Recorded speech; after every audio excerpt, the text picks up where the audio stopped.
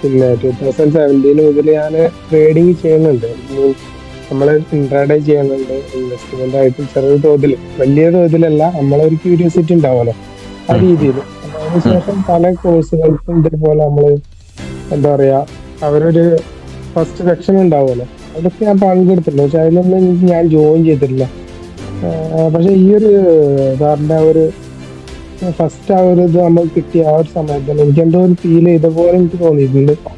ആ free method എന്നുള്ള ആ ഒരു കോൺസെപ്റ്റ് ഞാൻ ഫസ്റ്റ് ടൈം കേൾക്കുകയാണ്. എനിക്കറിയില്ല വേറെ അതിന് മുന്നേ ഉണ്ട് എന്ന് സാറ് പറയും, പക്ഷെ എന്റെ മുന്നിൽ അത് വന്നിട്ടില്ല.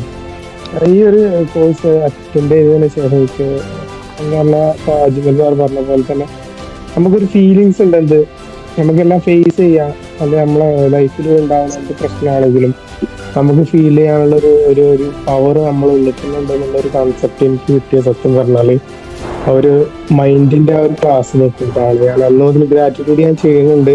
അതുകൊണ്ട് മറ്റേ അജ്മൽ സാറും മറ്റേ അഷ്റഫ് സാറൊക്കെ പറഞ്ഞ പോലെ തന്നെ ആ ഒരു അതിന്റെ ഒരു പോസിറ്റിവിറ്റി നമുക്ക് എപ്പോഴും ഫീൽ ചെയ്യുന്നുണ്ട്. എന്ത് കാര്യത്തിലാണ് നമ്മൾ പോസിറ്റീവായിട്ട് അപ്രോച്ച് ചെയ്യാനുള്ളൊരു ഇതിപ്പോ കിട്ടിയിട്ടുണ്ട്. അതിന് സാറിന് വലിയൊരു നന്ദി പറയാണ്.